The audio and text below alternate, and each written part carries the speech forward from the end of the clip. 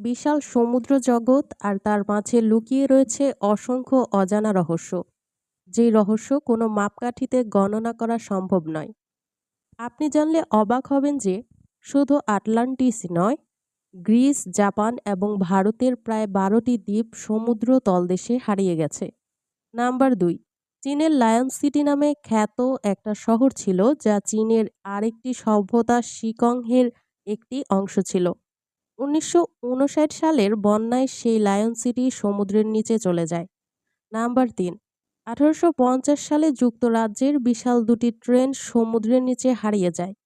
১৯৮৫ সালে নিউ জার্সিতে অবস্থিত সমুদ্রের ৯০ ফিট পানির নিচ থেকে ১৮৫০ সালের সেই ট্রেন দুটি আবিষ্কার করা হয়। সবচেয়ে আশ্চর্যের বিষয় হলো সেই ট্রেন দুটি এখনও সমুদ্রের নিচে সংরক্ষিত রয়েছে।